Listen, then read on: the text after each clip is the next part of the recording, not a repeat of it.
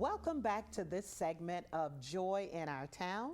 I'm your host, Felicia Taylor, and as promised, we have Gift of Life Foundation once again.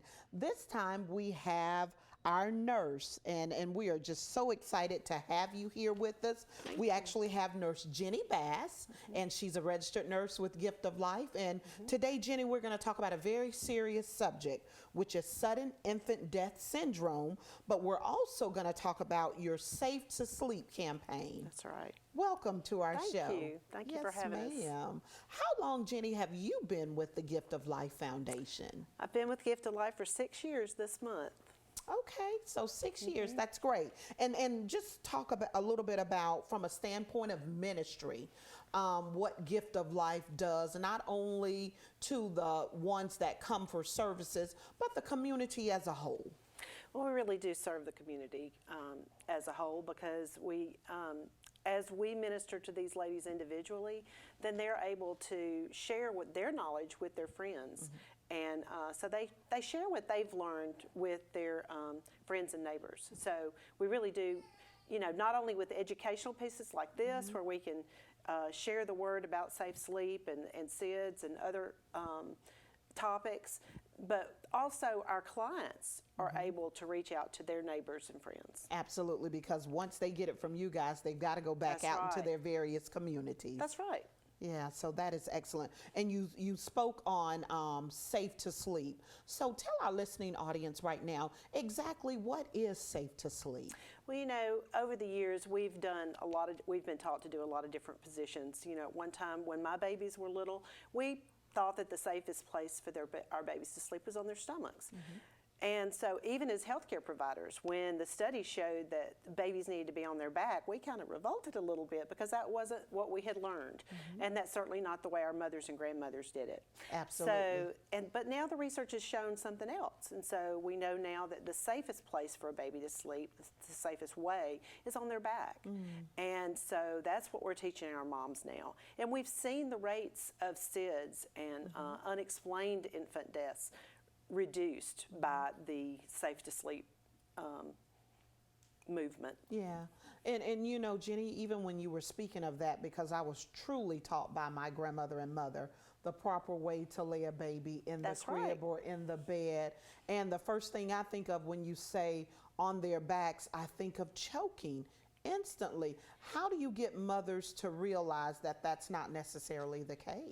Well, it's strictly by education and showing them videos and talking to them about how, you know, babies, when they're laid down on their stomachs, they don't have the reflexes or the motor use in their necks to be able to turn their heads. If they get their face down into those soft beddings, then they can't move it. And so that's where we have a lot of suffocation deaths. So it really is a lot of demonstration, a lot of talking, but it's certainly no indictment over the way our mamas and the way our grandmothers did things. It's just that we've learned from research. We know now better ways to do things. And speaking of all of that, I think it would be awesome if we did a demonstration on exactly how all of this works. And so I know that you brought with you today a mom, Raven, and we also have baby Raiden, and we would love for them to join us at this time. Come on and around if here, you come on around, Mom, Raven, and baby Raiden, and he is up and alert, yawning. So we're going to let you go ahead, Nurse Jenni, and just explain the process as Mom does what she's about to do. We always follow the ABCs of sleep. So we think about the baby being alone. So nothing in the crib with the baby, just the baby himself. No toys, no pillows, no soft bedding. And then he needs to be placed on his back. And he needs to be in a crib. He needs to be in a safe sleeping environment, not on a couch, not on a pillow. Hey, Raiden, are you looking at me? Huh? Not on a pillow, not in, you know, like I said, no soft bedding, not left on Mama's bed with, you know, we always put pillows around them and we made this nice little pallet. That's just not a safe sleeping environment. The nice thing about the pack and plays is that they're portable. Okay, so you So can take if you them go to anywhere you grandmama's go. house, you can grab this thing up, slip it in its bag, take it to grandmama's house, and you've got a safe place for baby to sleep. That way you're not breaking Right. what you normally do. Right. Your routine remains the same. And as we teach our moms safe sleep, we also encourage them to teach their family members Very because good. they've got to re-educate mama and grandmama because this isn't the way they were taught. Right, So, right. So Ra- we're ready for that Okay, demonstration. Raven, if why don't you all lay are. Raven down? Hi. And so he's just laying down on his back, and he's just woke up, so he may be a little bit fussy. Are you going to fuss at us a little bit? Yeah. But say, I know this is how I go to bed to sleep because this Yes. is the way mama does it every day. Very good. So, and it's all about how they're taught. You put the baby in the bed with you, they like that. They want to cozy up with you. He but seems that's to be not very the safe. happy and he comfortable. does. He's very comfortable. Yes, but this is if he learns this from the get-go, then he's going to be happy in that crib. Very good. See, I'm going to like it. And he's really liking it at this point. So the key things to remember is once we have him in there, then we do not have anything else in there. That's right. Very good. Only the very baby. good. Getting the word out about how this works, it's key, Nurse Jenni. And I know that you mentioned that you have training. Who's eligible for this training through Gift of Life Foundation? Any mom is eligible for, with a child under the age of 1 year old, is eligible for one of our programs Yes. through our family coaching programs. Okay. First-time moms under the gestation of 28 weeks are eligible for our Nurse Family Partnership Program. That's the program that I work with. We follow those moms until they're 2 years old. Oh, that's excellent to have a If it's- tracking system. Right. Yes. And then for our moms who have, maybe this is their third baby, but they still need some assistance, then they are eligible for either our mobile family coaching or our Parents as Teachers program. So we have a lot of different programs, something for everybody. So we can provide that family coaching, we can provide some in-home training, and just coaching moms on goals and teaching them what to expect from their baby at different developmental ages. Sure. And I know that over the 6 years that you've been with Gift of Life Foundation, I'm sure that you've seen a change as far as a reduce in the rates. We truly have. And since the Safe Sleep Initiative has started across our state, Yes. we've certainly seen the rates change. They've really That dropped. is awesome. And I tell you, Mom, if you want to get baby Raiden, you're more than welcome to at this time, or he can stay right there because he seems to be doing really, really well in this position. So, you know, happy baby, healthy lifestyles, all of that, it makes for a very happy baby. A happy little boy. Yes, yes.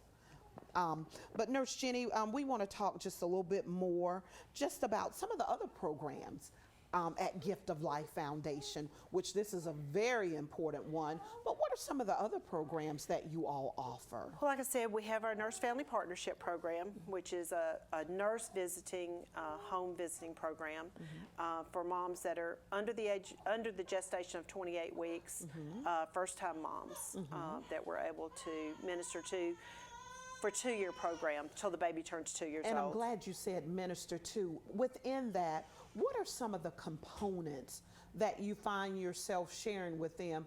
Because I know they need that holistic approach, that whole thing, just one circle of things that they need as far as ministry in general. I think one of the things that I was most drawn to Nurse Family Partnership with was the fact that it's about a relationship with that mama. Yes. A lot of times our moms do not have the support systems that they need, and so we're able to provide that.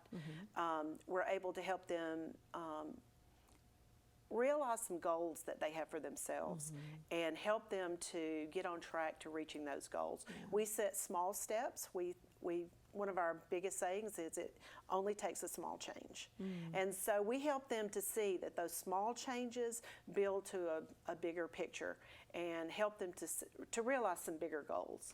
I think Dr. Davis alluded earlier to the fact that, you know, some of our clients over the years, we've seen them really make some major achievements. Yes. We've seen some of our ladies move on to, I have know of one lady who now is working on her master's in nursing.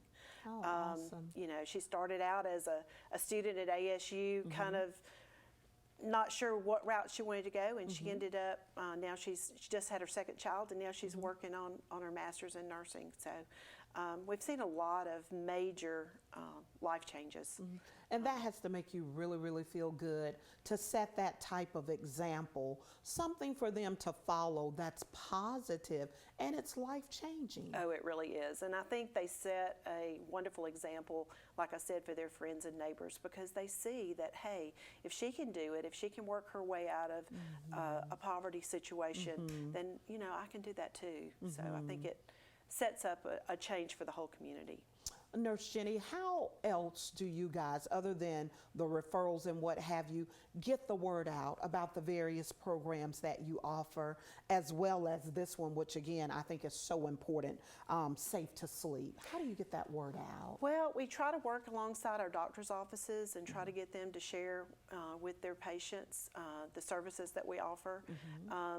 We try to, you know, make ourselves available out in the community for different outreaches, and try to do a multitude of different things to just to let people know that we're out there, and that, you know, we're a little bit different than we were when, you know, when we were created in the late 80s, but we're certainly out there making differences in the lives of our moms and babies in Montgomery again. Yeah, and things are always ever evolving, and knowledge being power, having to equip them to be able to self-sustain and help take care of their families. That is awesome. Is there anything else that you'd like to share with our listening audience before we wrap up this segment? I think the only thing is that if they know a mom out there who needs that support, we would love for them to call us, to reach out to us. You know, we can assess that mom and see, you know, what kind of services we might be able to provide. And if there's something else out there in the community, a lot of times, a lot of it is referral. You know, we try to refer to other agencies in the city. If we can't meet their needs, we'll find somebody who can. And that's also because partnerships are key. They really are. Thank you so much. Thank you for Nurse having Jenni. us. We I appreciate you it. being here. Thank you. Yes, and thank you all for joining us here on this segment of Joy in Our Town. You make sure you join us again next time with more of Joy in Our Town.